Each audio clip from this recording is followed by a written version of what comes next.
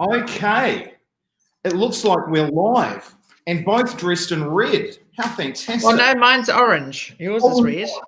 I'm very, orange. I'm very. My guest today, of course, is the wonderful Judith Collins. Welcome, Judith. Oh, hello, Shaun. Hello, everyone. Thanks for making time for us today.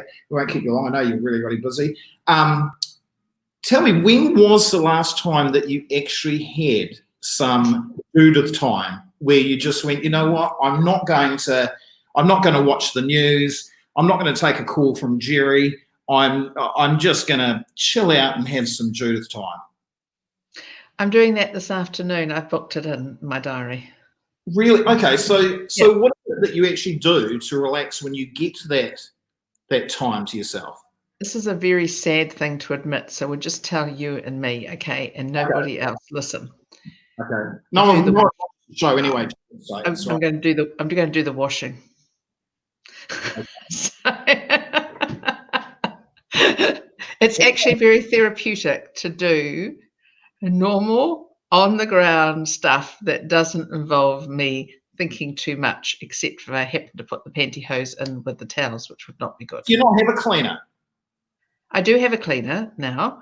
Yes. My husband, I didn't used to, but my husband organised it when I ended up on the campaign trail, and it was a blessing. But you know what? They don't do the washing, the laundry, so I'll be doing that. No. Well, that's really amazing, Judith, that you're going to relax by doing housework. That's really good.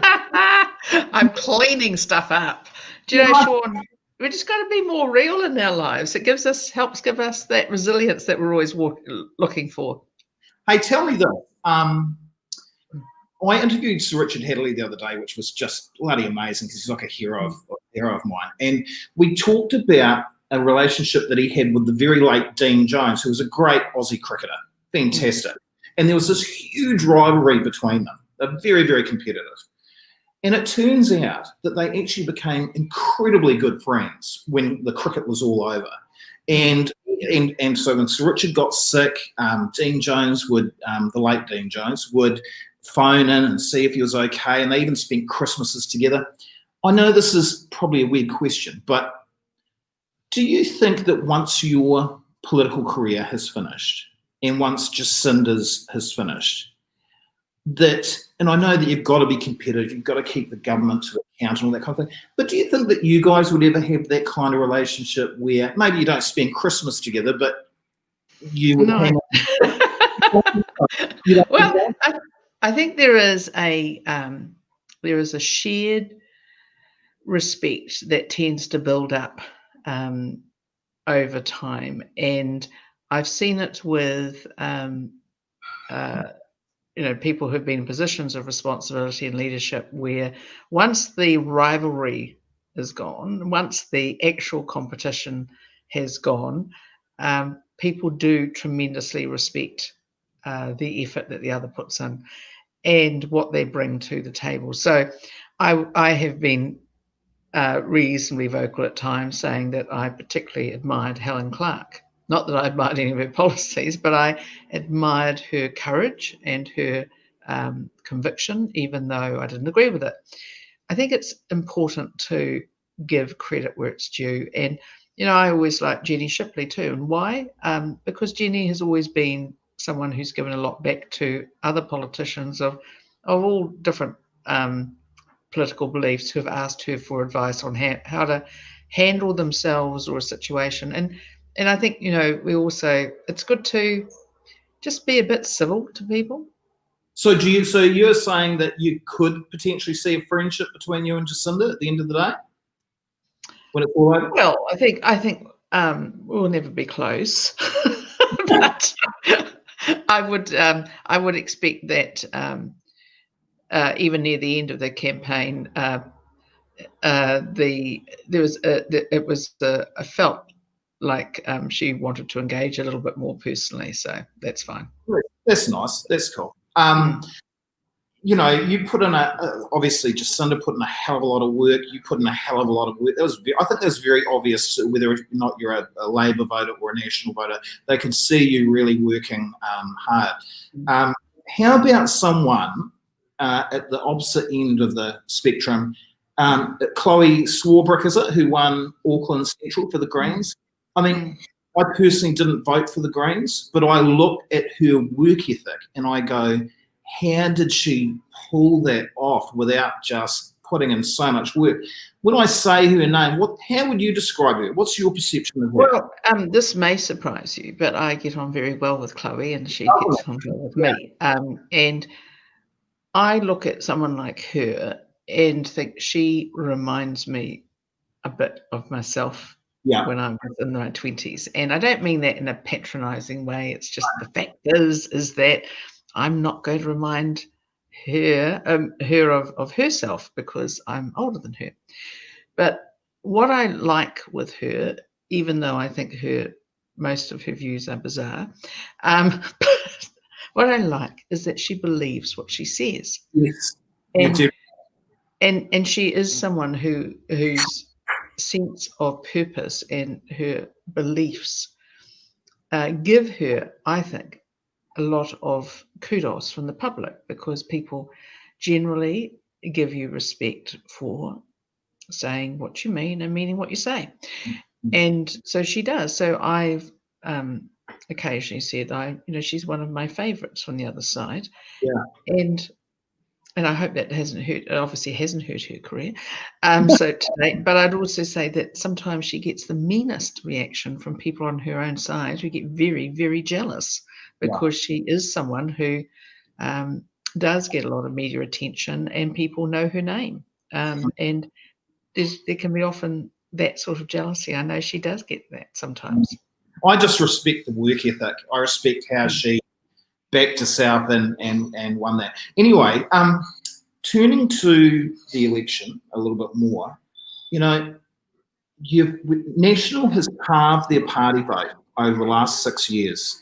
Labor has doubled over the last 6 years. You've then got ACT, who last election, I think about 13,000 people voted for them. This election, 180,000. The other day you said, we're going to be the best opposition that has ever been. Yeah. I don't think I said it's ever been. I said the best we can be, I think. Yeah. What I was going to raise with you is, with ACT doing so well and actually having this fairly big presence in Parliament, do you see an opportunity where the two parties will align and coordinate to keep the government honest? Because isn't there a danger that while you're attacking Labor and keeping them honest, in the background you've got some smart people in ACT doing the same and possibly also attacking you, and the world's sort of getting a bit blurry? How are you going to approach that? Well, we had that before, and actually our party vote hasn't halved. Isn't it? No, it hasn't, no. No, but it's still not good. No, it hasn't halved. It's still not good, but I did do maths. But what has happened is that some national voters chose to vote ACT because they, for various reasons, and one of those reasons was possibly around the gun laws, because they saw us supporting the first tranche of the gun laws to take AR-15s out of circulation in New Zealand. And I think too is that it's we've certainly seen in 2002 when I came into Parliament, the ACT Party then had about 9 or 10 MPs, I can't remember quite what, and they spent a lot of their time attacking National. That didn't actually work well for them because in 2005 they were down to about 4 or 5 MPs, and the next election they were down to, I think, 2 and then 1. So what they would be smart to remember is where their votes came from. And if we do our job of holding the government to account and working with ACT on various other things that are going to be helpful to us mutually, that's a good thing. But ACT doesn't, they'll get maybe 1 or 2 votes out of Labor. They got votes off New Zealand First, I think. But I also say that they got quite a few votes off us. And so it would be smart for them to think about that. Of course, the vast majority of their MPs, other than David Seymour, have never been in Parliament. And and it's always a challenge for people to come into Parliament without any background in it. But I'm sure that they'll learn. One thing I've always noticed about you is you seem to be very self-aware. Tell me this, how do you, and I don't think you need to have a review to be able to answer this because it's about you. How do you think people in New Zealand generally perceive you as a person compared to, say, a couple of years ago when you're different roles or whatever? How do you think the perception, how do people perceive you during this campaign? Well, I can only go off what I saw and what I heard, and I had enormous support from the public. On the Sunday following the election loss, so it was, within the 24 hours, I went to the rugby. And as we were leaving the stands, people started to clap. And then I went outside to go and get in the car, and people were standing around because it was the car that they realised it was mine. And they started to clap again. So, yeah, I think people thought, she gave it her all. And that there's one thing they'll know about me is that I'm not a quitter and I'm not a lazy person. I'm someone who will give it every possible thing. And I think people have been very kind. So I can only take it from that. I think most people in New Zealand, even if they're not into politics, give you credit for trying. They give you credit for picking up they gave me credit for picking up an utter hospital pass, which they realised, and I realised it at the time. Did you know that you took yeah, sure. going to win this? What's that? When you actually took the hospital pass and accepted the leadership, at that time, did you think, I'm going to give it my all, but actually realistically, we've got our work cut out to win this? Yeah, I knew that there was a possibility we could win. And that possibility was if the Greens got under 5% and if National and ACT together could work together to get that. The Greens not getting under 5%, Labour. The second lockdown too came in, and that immediately changed everything. Because we were doing not too badly before that second lockdown. We got up to about 39, close to that in our internal polling.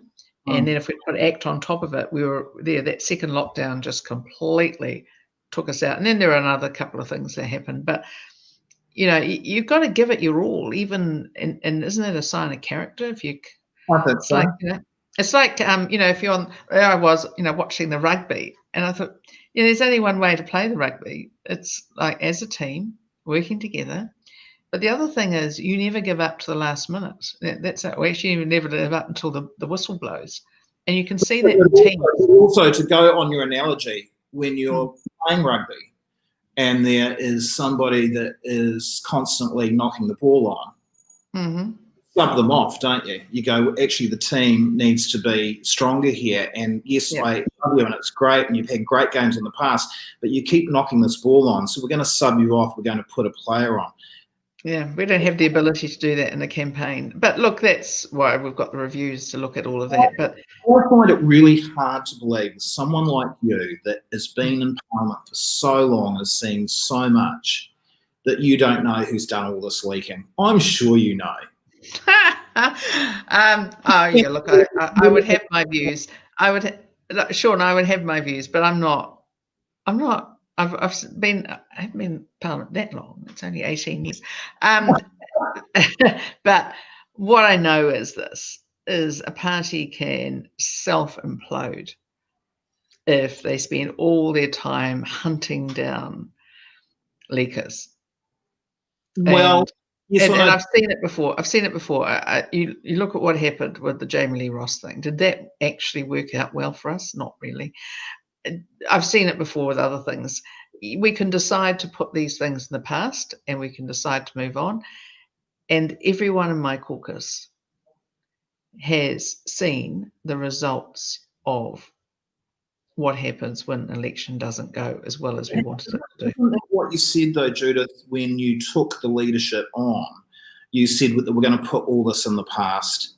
I just, like you've mentioned before that you've run businesses, successful businesses, you're a great lawyer. Like if I'm running a business and I've got someone working on my team, and they're constantly trying to undermine my leadership or undermine the way the business is performing, I'm going to have real low toleration for that. At a point, I'm going to go, well, you're either working with the company and you're supporting me, or you're going to have to go and find a new job. And often in business, I've actually got rid of people that have actually, been a pain. And actually what happens is that the business starts to flourish. I mean, surely there's going to be a time where you go, you know what? I know you did the leaking. I know that you've been undermining me, and you're going to have to head off into the sunset. Well, there are things that can happen, and those conversations can be had, but we're not in the luxury position of being in a business where you can actually decide to fire people. But those conversations, should they be needed, will be had in private, Shaun. They won't be had on here. Well, please, Judith. Good try. Good try. So this review, aren't you going to be part of the review as well on that? Is that what you said? Oh, yeah, of course. I mean, look, everybody will be, and it's really important that we have the candidates who didn't get in, the MPs who lost their jobs, plus the MPs who are there now. They've all got a job to do, and that job will be out talking to our volunteers and listening to them.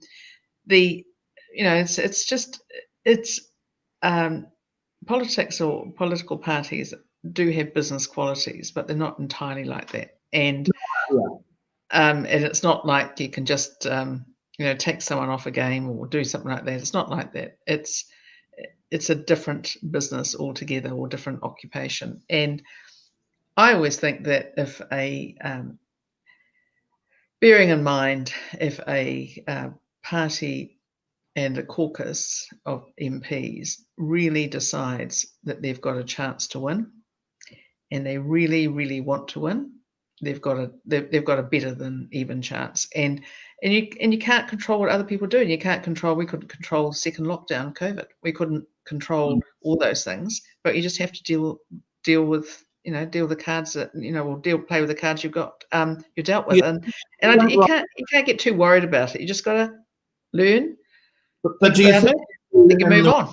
Do you think with you actually part of that review, do you think that will enable people to be open and honest like you'd want them to be, or do you think they could find it a little bit overwhelming to be able? I think I've given you the wrong impression. I'm not going to be one of the reviewers. I'll be one of the people who no doubt interviewed. So that'll be fine. Right. Oh, I see. Right. Okay. Yeah. Gotcha. Anything that you would have done differently? You obviously wouldn't believe, and I know a lot. Well, a few things. Let's put it that way. Yeah. But I know there's the campaign and there's all of that. But can you share with us, just for the sake of an interview, of just a couple of things, because it comes back to the self-awareness as well, that you personally think, I would have liked to have done that a little bit differently in the campaign. You personally. Oh, yeah, there's several things. I'm not going to share them with you. No.